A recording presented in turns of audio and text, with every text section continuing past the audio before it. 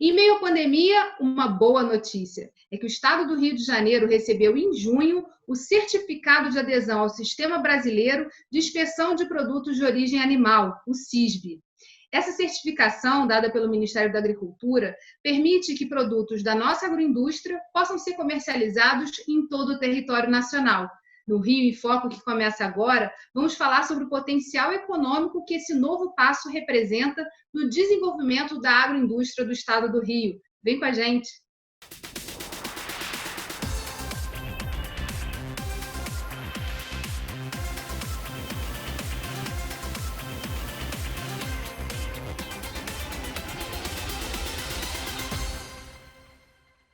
No Rio em Foco de hoje, eu converso com o secretário estadual de Agricultura, Marcelo Queiroz. Oi, secretário. Tudo bem, Geisa? Primeiro, parabéns por todo o trabalho que a LERJ vem fazendo, o Fórum de Desenvolvimento, e agradecer e parabenizar o trabalho do presidente André Siciliano e me colocar à disposição de todos os deputados sempre que for necessário.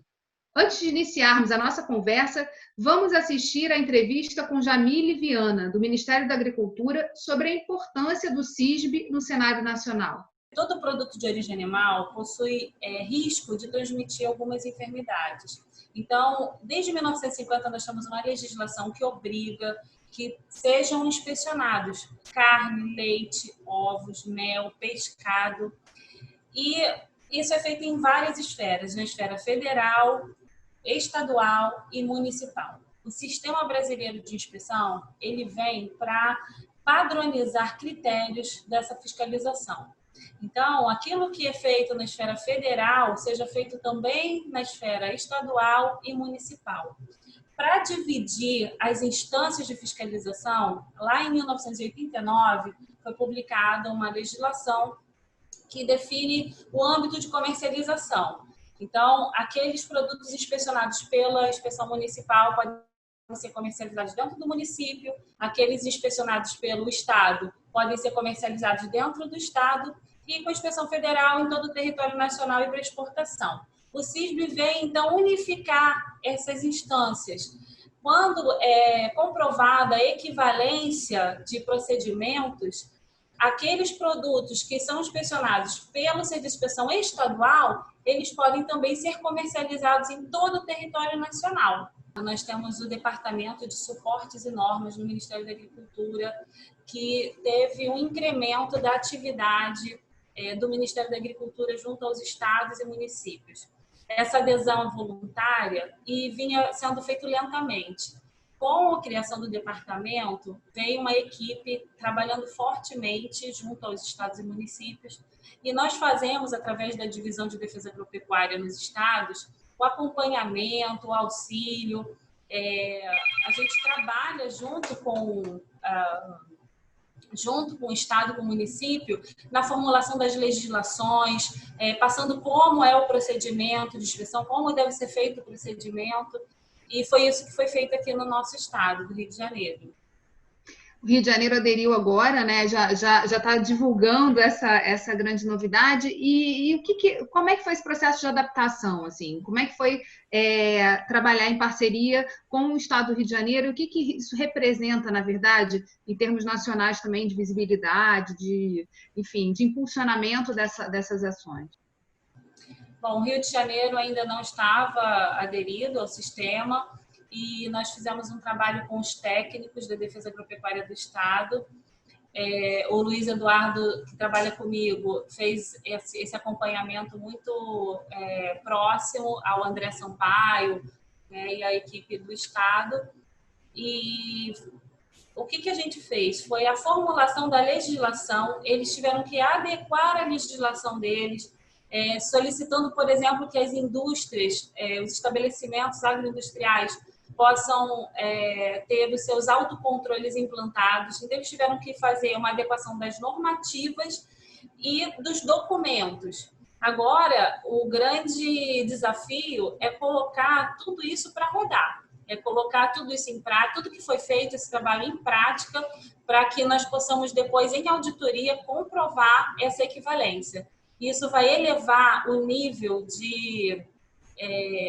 dos padrões dos produtos produzidos no Estado, né? vamos ter uma fiscalização mais eficiente e equivalente ao que é feito no Serviço de Inspeção Federal. E é muito importante isso tanto para os consumidores fluminenses, que vão sair ganhando, quanto os produtores que também quiserem aderir ao sistema vão poder colocar os seus produtos fora do estado do Rio de Janeiro, nem todo o território nacional. Um dos desafios hoje, secretária, é justamente implementar o CISB. Mas é importante a gente saber quais foram os passos que foram dados. O Fórum vem há alguns anos discutindo essa temática, né, do selo arte, do potencial dos produtos da indústria, né, agropecuária, enfim, em termos de marca, né, que o Rio de Janeiro tem. E aí eu queria que o senhor falasse um pouquinho como é que foi esse processo de organização da secretaria para a adesão ao CISB. Na verdade, eu acho que no Rio de Janeiro, a primeira coisa que a gente tem desde que assumi em outubro, é a questão da recuperação fiscal, né? Então, isso já veda alguns tipos de projetos que foram executados no passado, muito bem sucedidos na agricultura, mas que, na verdade, eles têm origem no empréstimo do Banco Mundial, que hoje o Estado está incapacitado de contrair novos empréstimos. Então, qual é a estratégia que a gente tomou desde o início? É tentar buscar um leque de opções de abertura de mercado, seja através da abertura de relações, seja através da educação ao produtor, para ele saber precificar, ele saber atuar, e, dentre os principais projetos, o CISB. O CISB, como já foi explicado aí no vídeo anterior, exatamente, na verdade, ele abre o mercado do Rio de Janeiro para outros estados. Hoje, o Rio de Janeiro, obviamente, ainda tem que muito avançar na instalação de agroindústrias. O Rio de Janeiro, nos últimos anos, tem sido discutido muito no fórum, sobreviveu em virtude do petróleo. Então, a gente tem que se reinventar. Eu acho que a agricultura é um caminho de reinvenção muito acertado.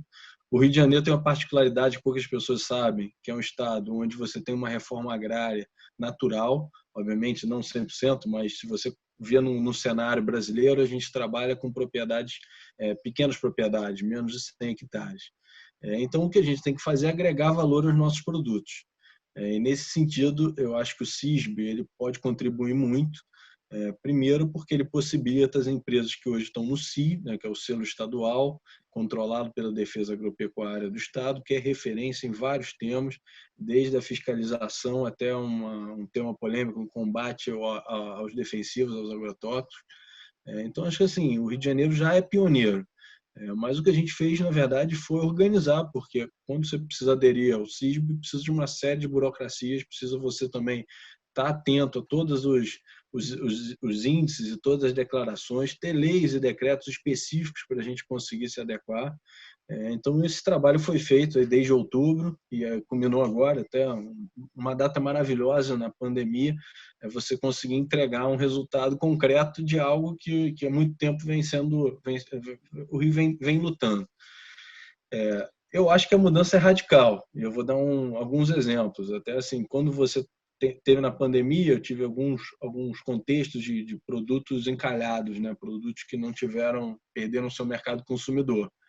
E muitas dessas saídas vêm em cima dos mercados vizinhos, né? Então, São Paulo, por exemplo, é incontestável, tem um mercado gigantesco, principalmente para os municípios, né, que ficam na fronteira do estado. Então, eu acho que o CISB vai ser positivo para todo mundo, mas principalmente os municípios que fazem fronteira com os outros estados ou que têm proximidade vão ter uma possibilidade de desenvolvimento extraordinário a partir da agropecuária, a partir do agro, a partir da agricultura. Uma das coisas interessantes, né, o Rio conseguiu implementar todos esses decretos, as informações, se ajustar às demandas do CISB, mas um grande desafio agora é fazer chegar essa informação aos produtores, né? E há também uma necessidade de um compromisso por parte deles de adoção do autocontrole e de outros mecanismos. Como é que está se organizando a estrutura hoje que existe na Secretaria, né, a Emater, a Pesagro e todos os funcionários da Secretaria, para poder fazer frente a isso e conseguir avançar nessa questão, para que a gente trabalhe, para além da fiscalização, justamente esse compromisso com a qualidade do produto ocorrendo de forma integrada, né, e principalmente com um papel fundamental aí nessa relação de capacitação, que é uma das grandes demandas que vem junto com essa certificação, né? Eu acho assim, uma coisa que eu costumo falar é que o CISB, o maior beneficiado do CISB é o consumidor. Porque quando você tem um selo, significa que você tem segurança alimentar. Então, o CISB tem uma boa notícia, ele amplia mercado, mas amplia mercado para quem está adaptado à nova realidade do mercado, que é uma realidade onde você tem uma série de protocolos. Então, o CISB também, por outro lado, dificulta para algumas pessoas comercializarem. Mas esse é o caminho do mundo, e se o Rio de Janeiro não entender isso, ele fica para trás. Até porque hoje, quando qualquer cidadão vai ao supermercado, ele quer saber a origem daquele alimento, quer saber se tem algum produto químico, quer saber tudo sobre o que come. Ainda mais agora na pandemia, a gente está, acho que, exacerbando essa visão.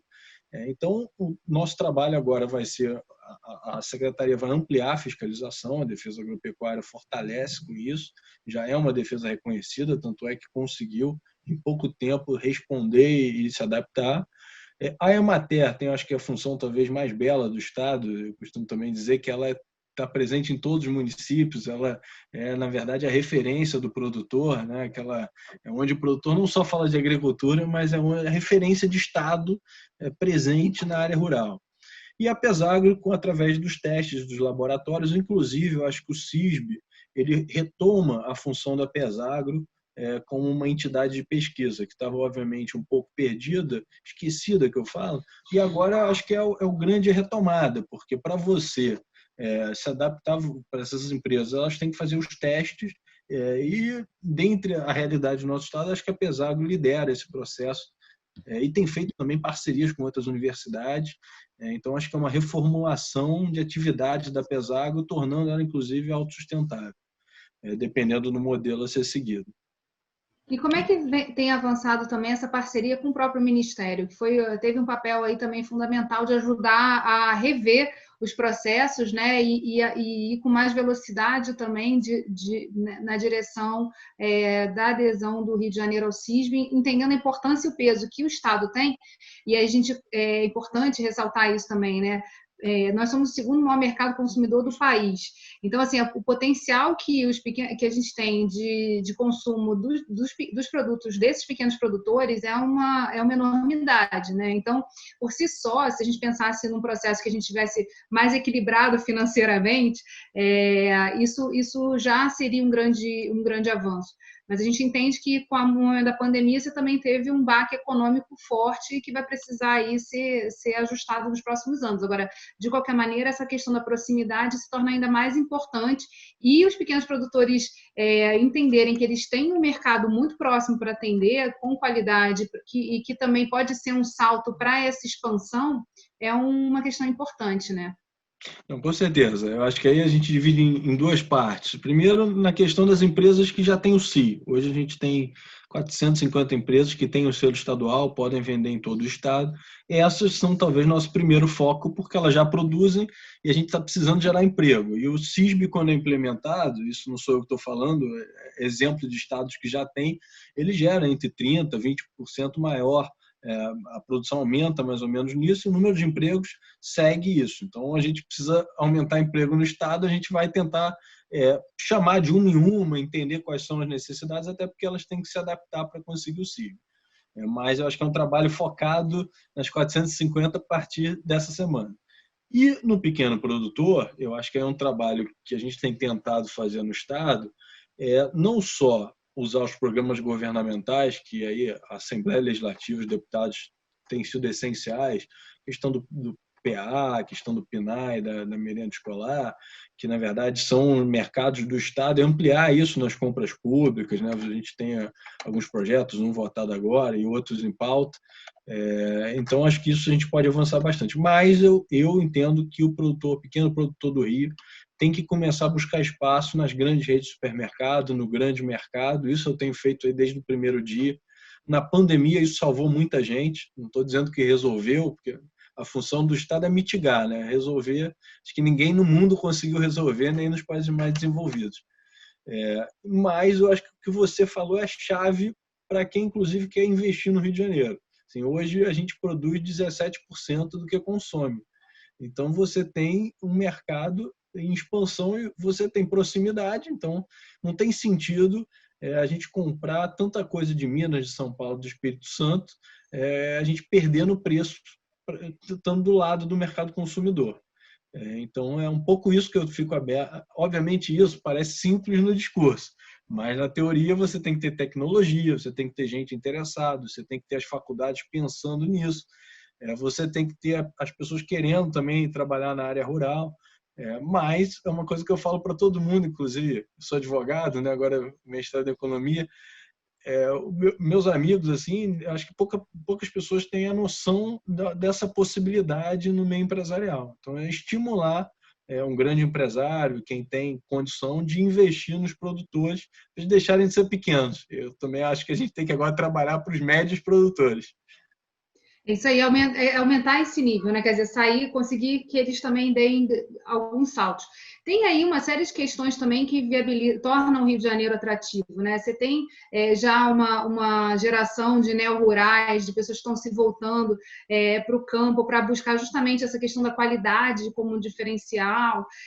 Tem também um trabalho que está sendo feito agora, assim, na Assembleia Legislativa, de tentar olhar para essa legislação tributária e ver o que no Rio está atrapalhando a expansão e o próprio mercado aqui, né? Quer dizer, encarecendo o que é do Estado e barateando o que vem de fora. Então, está tendo toda uma concertação de ações para poder corrigir esses rumos, até porque tem a possibilidade, né, de você colar legislações tributárias, etc. E na área rural, na área da agricultura, isso precisa ser muito bem visto, né, para justamente a gente conseguir criar formas dos produtos circularem e a gente não ter a barreira tributária a atrapalhar essa expansão. Na verdade, o agro está intrinsecamente ligado ao desenvolvimento econômico e também à relação da Secretaria de Fazenda no CONFAS, né? Então, a gente precisa ter todas essas peças integradas para alguns produtos conseguirem avançar muito mais. Meu trabalho é exatamente dialogar com todo mundo e talvez estimular que isso aconteça. Eu vejo um cenário muito positivo para o Rio de Janeiro. Acho que as áreas rurais tendem a se desenvolver muito nos próximos anos. Acho que na verdade, a gente tem que estimular também e até agradecer quem já tem feito esse trabalho. Então, os supermercados, por exemplo, têm avançado muito.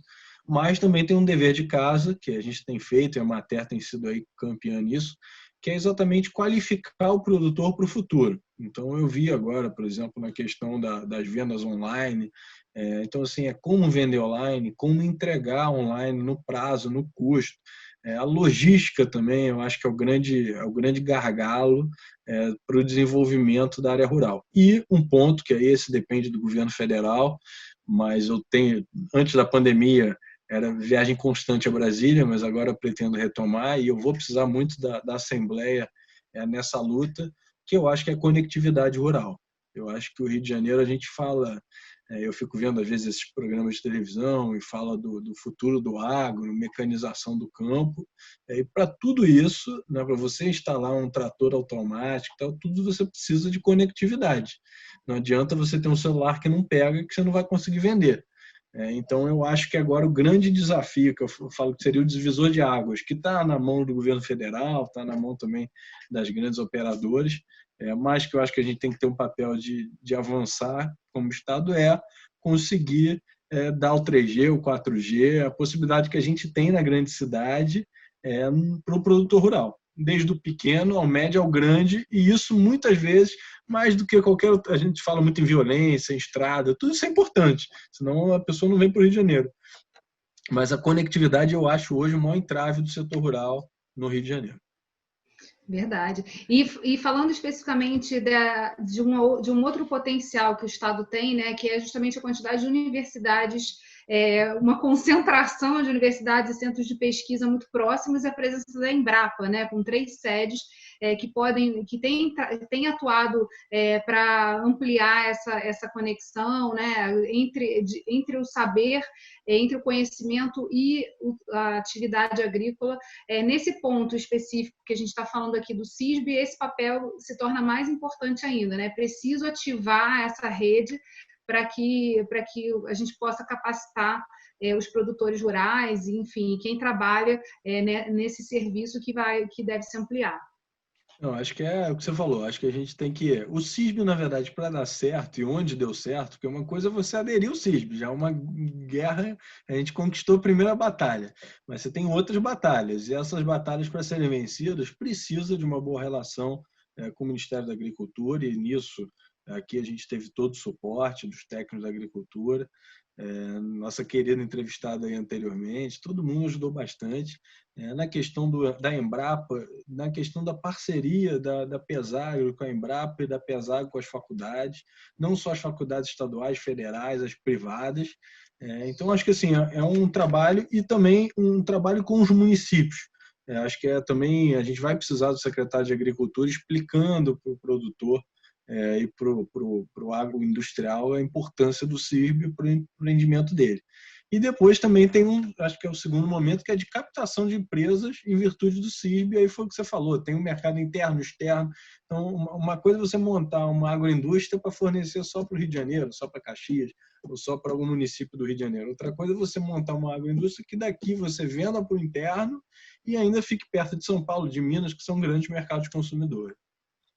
Em relação a essa questão da pandemia, né? A gente já passou por essa temática aqui na nossa conversa, mas e teve um ponto que o senhor levantou que foi muito importante, né? Justamente trabalhar com as associações de supermercados para poder garantir que os produtores tivessem como escoar os seus produtos. Isso foi uma atuação logo no início da pandemia que teve bastante repercussão. Como tem sido o trabalho da secretaria? Quais foram os principais desafios que vocês tiveram que vencer nesse momento em que o isolamento social foi decretado e aí muitas das atividades da secretaria são atividades de conexão, de contato direto com os produtores e enfim, com os produtores rurais? Na verdade, assim, são uma série de ações que a gente fez para mitigar, né? Então, assim, passou, por exemplo, a questão da inclusão das feiras no decreto do governador, e a permissão, obviamente, com responsabilidade, mas que hoje a gente salvou o pequeno produtor rural e salvou o abastecimento. É uma coisa, Geisa, assim, todo mundo, não sei se você lembra lá atrás, tinha algumas preocupações, e uma delas, talvez uma das principais, era o desabastecimento. Tanto é que todos os jornais falavam nisso. Isso não aconteceu. Então, é uma coisa que geralmente a secretaria não aparece, porque você só aparece para o lado negativo, mas se você for ver a resposta dos mercados, da cadeia produtiva do Rio de Janeiro, mesmo de produtos que venham de fora, mas que necessitam da nossa cadeia produtiva, foi espetacular. E a partir daí algumas ações mitigadoras, então que vem da feira, que vem da prorrogação do nosso agrofundo, que é o fundo que financia o pequeno produtor, que vem da questão dos prazos, de algumas linhas de crédito, por exemplo, nas flores, que foi um mercado que ainda está muito prejudicado com o fim dos casamentos, dos eventos. A gente avançou com a parceria com a Fundação Banco do Brasil, que a gente conseguiu possibilitar a entrega de 8.000 cestas na região serrana. Tudo isso assim, com custo zero para o Estado, mas que foram ações efetivas. E dentre essas, eu acho que a principal, e aí foi citado, é a dos supermercados, que eu acho que a gente utilizou um momento difícil para a gente conseguir fazer essa interlocução e muitas vezes gerar um fluxo eterno. Agora, dificuldades são imensas, então assim, vai de prazo, de custo, de perenidade da produção. Eu acho que a gente ainda tem que, a Emater está fazendo esse trabalho na ponta, qualificar o produtor e saber que vender para o supermercado é uma coisa diferente. Vai ter que bater preço com São Paulo, vai ter que bater preço com Minas, mas eu acho que é uma independência eterna de qualquer possibilidade do Estado. Então, acho que assim, eu defendo muito isso. E reforçar os nossos programas de sempre, né? O PAA com o governo federal, o PNAE através das escolas municipais, que é tocado pela educação, mas a gente dá todo o suporte. E coisas de detalhes, por exemplo, a questão da nota fiscal manual, né, de papel. A gente conseguiu revogar a portaria lá da Secretaria de Fazenda. Parece um detalhe, mas isso trava. E aí eu volto no programa anterior, a questão da conectividade. Não adianta a gente tentar implementar tudo se a gente não tiver a base. Então, a gente conseguiu, o secretário de Fazenda foi super solícito, então a gente também avançou. A questão de cartilha para também impedir a disseminação do coronavírus em áreas rurais. A Emater fez a cartilha. A questão da Pesagro, juntamente com as prefeituras, na questão das máscaras. Então, assim, trabalho está sendo feito. Obviamente, uma coisa que eu penso, eu sempre tento ter, quando estou gerenciando alguma coisa, acho que sugestões sempre são bem-vindas. E nisso eu acho que a Assembleia Legislativa tem que ter um maior papel, porque os 70 deputados representam uma democracia representativa que a gente vive, e eles são os verdadeiros representantes da população. Então, eu acho que pedir aí, agradecer e parabenizar o Fórum por tudo que vocês têm debatido e por ter trago a agricultura como pauta num fórum tão importante que direciona as discussões na Assembleia Legislativa. Em relação agora, já para fechar o nosso programa, existe um projeto de lei que está tramitando, de autoria até do deputado Luiz Paulo, sobre queijos artesanais. Passada toda essa discussão sobre o CISB, na verdade, ela nasce quando a gente começa a falar das potencialidades do selo arte, que é justamente para viabilizar a comercialização em todo o território nacional dos produtos artesanais. E uma das coisas que a gente foi vendo ao longo do processo é que o Rio de Janeiro ele não tem métodos artesanais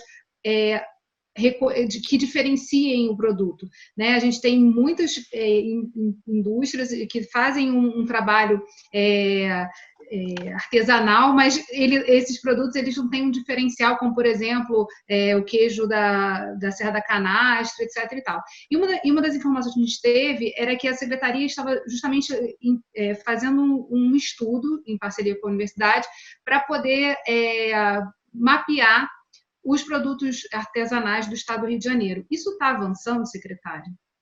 Eu acho que assim, está avançando bem, mas tem uma discussão nacional em cima do selo arte em todos os aspectos, né? O primeiro é porque assim, você tem sempre uma dicotomia entre segurança alimentar e agricultura, obviamente, produção específica. Quanto mais específico é o produto, mais difícil de se chegar a um consenso.